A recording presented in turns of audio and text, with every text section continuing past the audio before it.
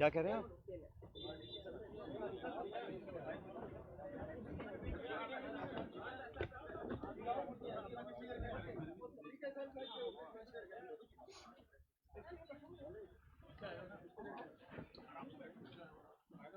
नमस्कार साथियों। मेरी आवाज आ रही है पीछे तक? माइक है क्या? अब दे दो माइक, हो तो यार, वो तो ले आओ। मैं थोड़ा जोर से बोलता हूँ, फिर आवाज आ जाएगी। धन्यवाद साथियों, आप सब यहाँ पर आए। सबसे पहले तो आप जानते हैं कि कल शाम को कर्नाटक राज्य में प्रचार समाप्त हुआ है और कल यानी 10 तारीख को वहाँ पर मतदान है। कर्नाटक में जो इलेक्शन कैंपेन हुआ और जो रुझान सामने आ रहे हैं, उसे देखकर स्पष्ट है कि वहाँ जनता बदलाव चाहती है और वहाँ की भाजपा सरकार भ्रष्टाचार में पूरी तरह लिप्त थी।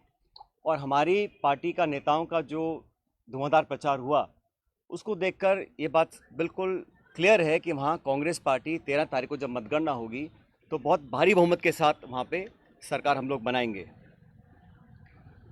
कर्नाटक के चुनाव बहुत महत्वपूर्ण हैं क्योंकि यहाँ पर एक तरह से डायरेक्ट फाइट भाजपा कांग्रेस की है और बीजेपी ने पूरी ताकत के साथ वहाँ कैंपेन किया। प्रधानमंत्री, गृह मंत्री, सब नेता छोटे बड़े वहाँ गए, लेकिन जो मुद्दे थे उसको कांग्रेस ने उठाया और मैं समझता हूँ कि वहाँ पर अब तक का जो बहुमत हमको नहीं मिला, उससे ज़्यादा बहुमत कांग्रेस पार्टी को कर्नाटक में मिलेगा। इस प्रचार में, इलेक्शन कैंपेन में जिस प्रकार के शब्दों का प्रयोग हुआ और ख़ासकर हमारे राष्ट्रीय अध्यक्ष खारगे साहब के को धमकी दी गई, उनको, उनके परिवार को जान से मारने की, उस पर भी केंद्र सरकार, राज्य सरकार ने कोई पुख्ता कदम नहीं उठाए। तो ये एक निम्न स्तर की राजनीति है और इसका हम सबको खंडन करना चाहिए। मैं कड़े शब्दों में इस प्रकार की वारदातों की निंदा करता हूं और उम्मीद करता था कि भाजपा के लोग इस प्रकार का पक्षपात रवैया नहीं अपनाएंगे। और खारगे साहब जी को जो धमकी मिली वो एक तरह से बौखलाहट का परिचय था। साथियों, आप ये भी जानते हैं कि एक बात तो और स्पष्ट हो गई है। सामान्य मुख्यमंत्री जी का भाषण परसों धौलपुर में हुआ और उस भाषण को सुनने के बाद मुझे ऐसा लगता है कि सामान्य मुख्यमंत्री जी की नेता आदरणीय श्रीमती सोनिया गांधी जी नहीं हैं, बल्कि उनकी नेता वसुंधरा राजे सिंधिया जी हैं।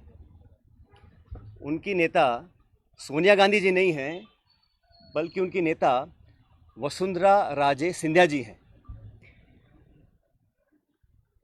और एक तरफ ये कहा जा रहा है कि हमारी सरकार को गिराने का काम भाजपा कर रही थी, दूसरी तरफ कहा जाता है कि सरकार को बचाने का काम वसुंधरा जी कर रही थी। तो ये जो विरोधाभास है, इसको समझाना चाहिए। आप कहना क्या चाह रहे हैं, ये स्पष्ट कर देना चाहिए।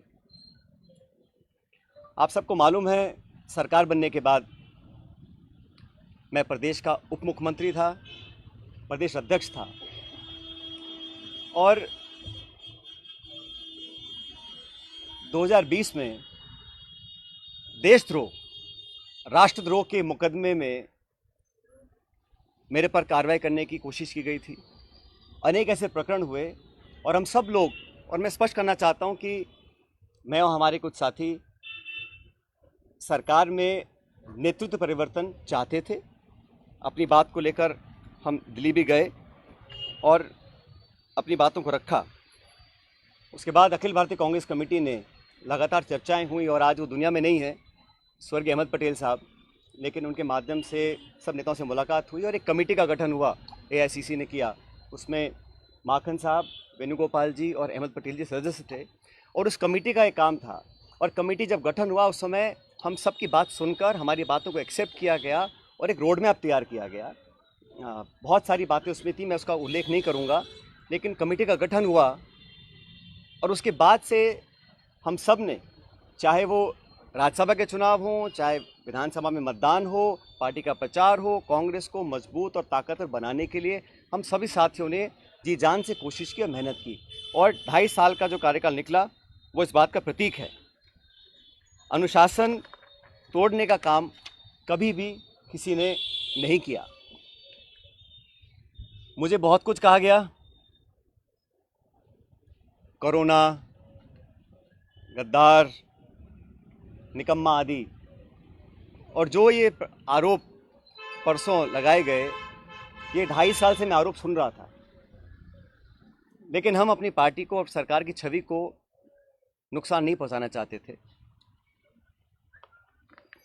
इसीलिए मुझे लगा कि जो प्रकार का भाषण दिया गया, मैंने पहली बार देखा कि अपनी सरकार को, अपने ही विधायकों को, अपने नेताओं को बेइज्जत और बदनाम करने का काम हो रहा है।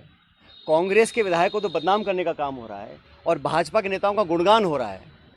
ये समझ से परे है। इस प्रकार का जो काम हुआ वो बड़ा गलत है।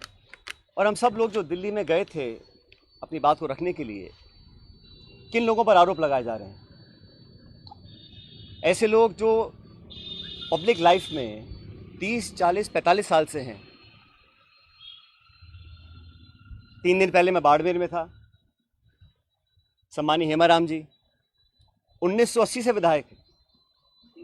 उनकी क्या छवि है, मतदाता, पब्लिक, उनके क्षेत्र के लोग उनको अच्छी तरह जानते हैं, उनकी क्या क्रेडिबिलिटी है और क्या पब्लिक लाइफ में उनका अब तक का इतिहास रहा। ओला साहब, जिनके स्वर्गीय पिताजी 1957 से चुनाव लड़ रहे हैं, बड़े बड़े पदों पर रहे, और हेमाराम जी ने तो अपने नौजवान बेटे की मौत में और याद में एक छात्रावास बनाया है। 100 करोड़ की ज़मीन तो उनकी बाड़मेर में, निजी ज़मीन को उन्होंने दान किया समाज के लिए, लोगों के लिए। पैसा इकट्ठा कर 22 करोड़ का एक हॉस्टल बनाया 150 बच्चों के लिए, गरीब बच्चों के पढ़ने के लिए। इन सब लोगों पर इस प्रकार के आरोप लगा देना, मैं समझता हूँ बहुत गलत है, बहुत निंदनीय है, और मैं सिरे से इन बेबुनियाद और झूठे आरोपों को नकारता हूँ। बहुत से साथियों को मंत्री बनाया सरकार के अंदर, बड़े बड़े पद दिए गए, कोई चेयरमैन है, कोई कॉर्पोरेशन में मेंबर है, कोई पार्टी के पदों पर बैठे हैं। 3 साल हो गए। ऐसे लोग जो पब्लिक लाइफ में रहे, जिन्होंने अपना नाम कमाया, जिनकी एक साख है, उन पे आरोप लगा देना कि आप चंद रुपए में बिक गए, मैं इसको बहुत गलत मानता हूं। और 3 साल से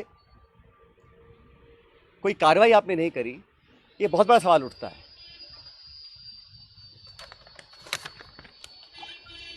साथियों, हम दिल्ली में गए, अपनी बात को रखा, और उसके बाद सारे तथ्यों को संज्ञान में लेने के बाद हमारी अध्यक्षा सोनिया गांधी जी ने 25 सितंबर को सम्मानीय माखन साहब और सम्मानीय खड़गे जी को जयपुर भेजा था। आप सब जानते हैं। वो विधायकों की मीटिंग हो ही नहीं पाई। सोनिया गांधी हमारी पार्टी की अध्यक्ष थी उस समय। उनकी जो अवहेलना हुई, उनकी जो मानहानि हुई, उनकी जो बेइज्जती हुई, वो गद्दारी थी।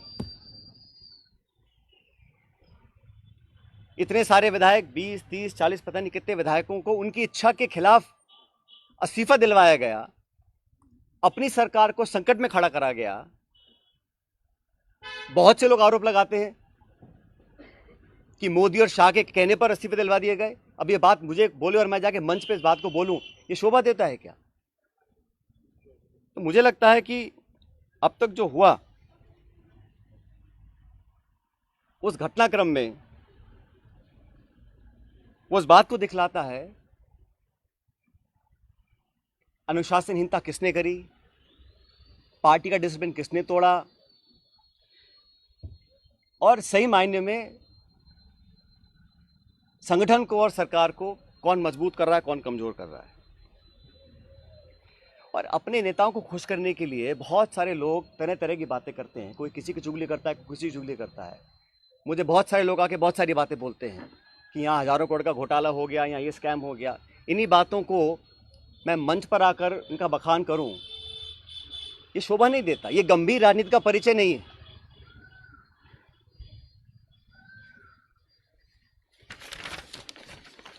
इसीलिए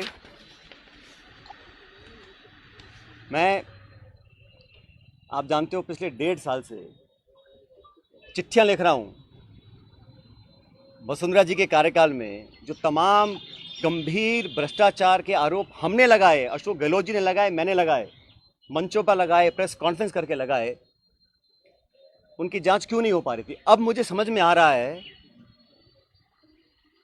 कि ये जांच अब तक क्यों नहीं हुई। मेरे चिट्ठियां लिखने के बावजूद मैं 11 अप्रैल को जयपुर में अनशन पर बैठा इस मांग को लेकर, लेकिन अब मैं नाउम्मीद हूं क्योंकि तथ्य सामने आ रहे हैं। कार्रवाई क्यों नहीं हुई और क्यों नहीं होगी, ये बात भी स्पष्ट हो चुकी है। इसलिए मैं ऐसा मानता हूं कि हम लोग जो पब्लिक लाइफ में हैं, जनता ही भगवान है और जनता जनार्दन के सामने हम सबको नतमस्तक होना पड़ेगा।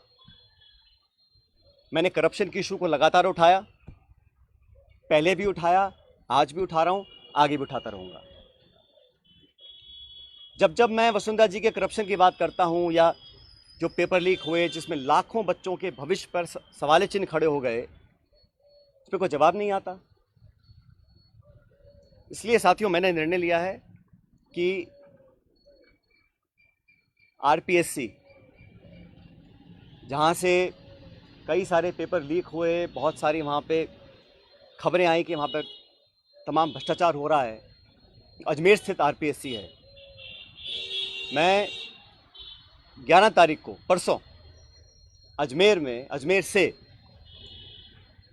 एक यात्रा निकालूंगा।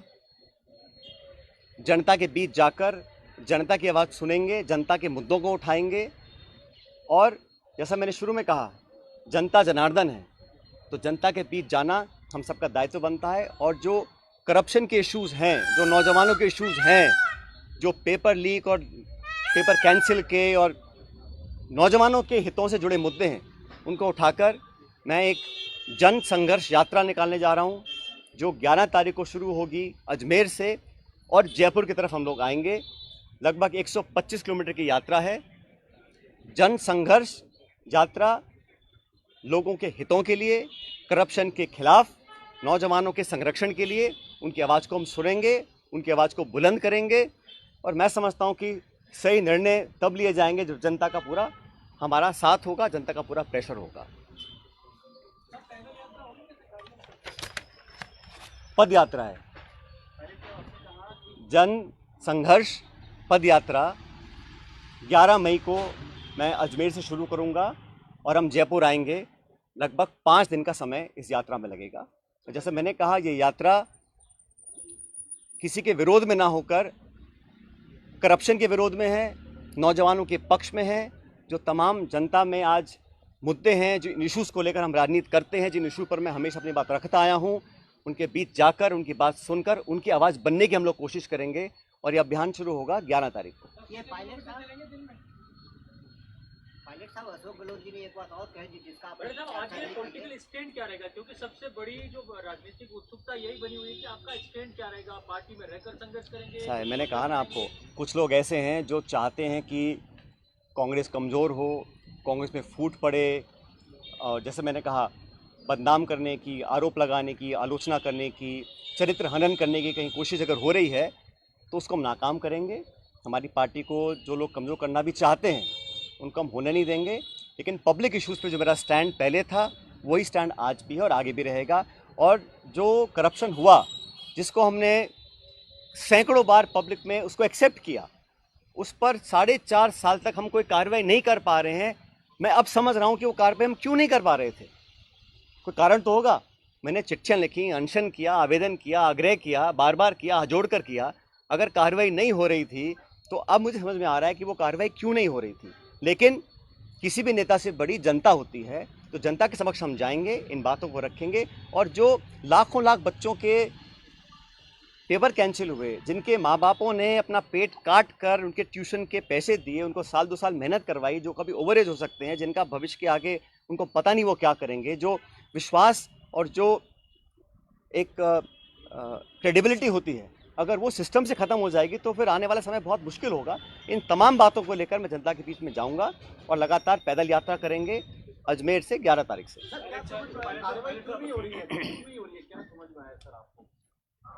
मैंने कहा ना, मैंने जो धौलपुर का भाषण सुना माननीय मुख्यमंत्री जी का, उसको सुनने के बाद अब मैं समझ गया हूं कि वो कार्रवाई अब तक क्यों नहीं हुई और मेरे तमाम आग्रह करने के बाद भी क्यों नहीं हो रही।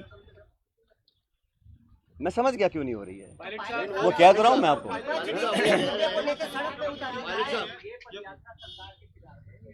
ये मैंने शुरू में कहा, ये यात्रा किसी के खिलाफ नहीं है, ये यात्रा करप्शन के खिलाफ है, भ्रष्टाचार के खिलाफ है। ये यात्रा नौजवानों के पक्ष में है, उनके हितों की रक्षा करने के लिए है और जनता के बीच हम सबको जाना भी चाहिए। हम जनता के बीच जाएंगे नहीं और हम अपने ही विधायकों को, अपने ही मंत्रियों को, अपनी सरकार को बदनाम करते रहेंगे, बेइज्जत करते रहेंगे तो हम जनता के बीच चुनाव लड़ने कैसे जाएंगे 6 महीने के बाद। 125 किलोमीटर की पदयात्रा रहेगी, उसमें जो जन समर्थन मिलेगा उसके बाद आप निर्णय लेने की बात कह रहे हैं। कौन सा निर्णय लेने की बात? मैंने कहा है हमें करप्शन के खिलाफ कदम उठाने हैं। अब तक हम वो संतोषजनक तरीके से नहीं कर पाए हैं तो हम पब्लिक बीच में जाएंगे और जो हमने वादे पब्लिक में किए थे सरकार बनने से पहले, उन वादों को पूरा करवाएंगे। अभी 7 महीने बचे हैं चुनाव में, 8 महीने। मैंने कहा ना आपको शुरू में।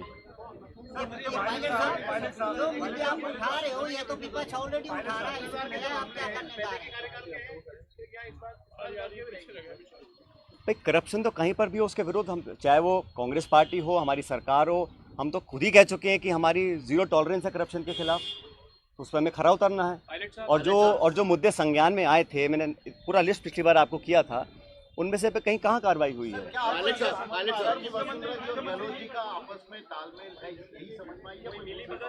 भाई मैंने कुछ नहीं कहा आपको, मैंने इतना कहा कि धौलपुर के परसों के भाषण के बाद मुझे समझ में आ गया है कि कार्रवाई अब तक क्यों नहीं हुई। कोई कारण तो होगा ना। जिस बात को मैं 5 साल लगातार बोल रहा हूँ, सरकार में आने के बाद नहीं कर रहा हूँ, तो क्या कारण थे?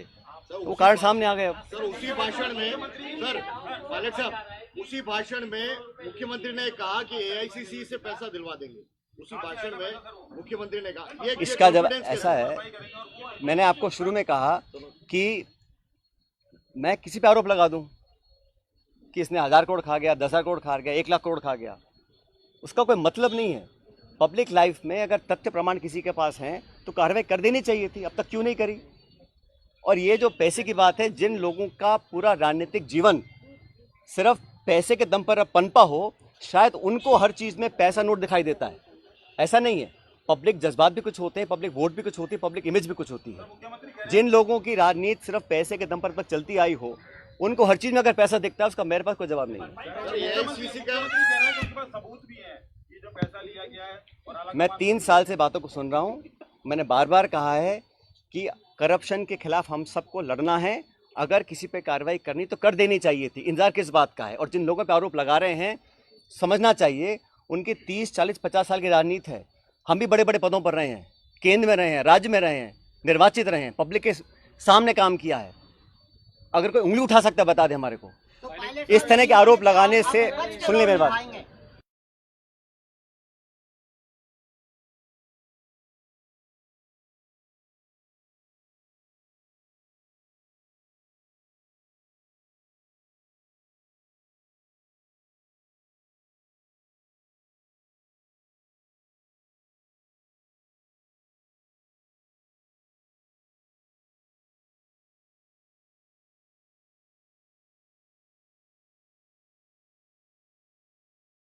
अरे मैं कह रहा हूं, किसी को किसी भी करप्शन के चार्ज कहीं किसी पर भी हो, अगर तथ्य हो तो कार्रवाई कर देनी चाहिए। अब तक क्यों नहीं करी कार्रवाई किसी ने भी?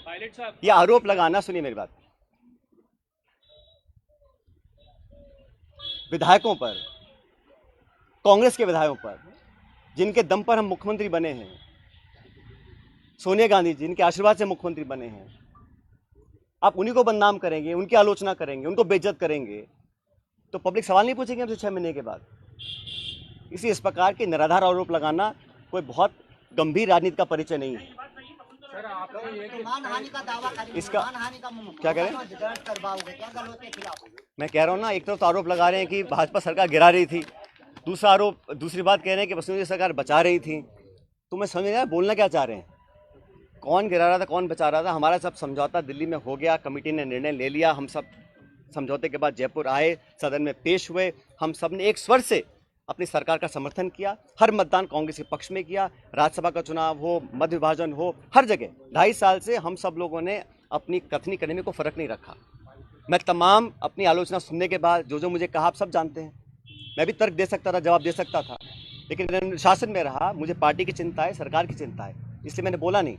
लेकिन इस प्रकार के पब्लिक प्लेटफॉर्म पर आकर अगर कोई किसी का चरित्र हनन करेगा तो उसका जवाब तो जनता को देना ही पड़ेगा। क्या आपको पार्टी छोड़ने के लिए मजबूर किया जा रहा है?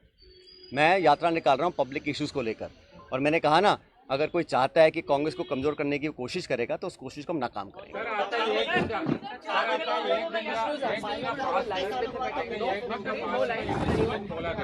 अभी आपने ये यात्रा निकाल रहे हैं, उसको कैसे पार्टी देगा?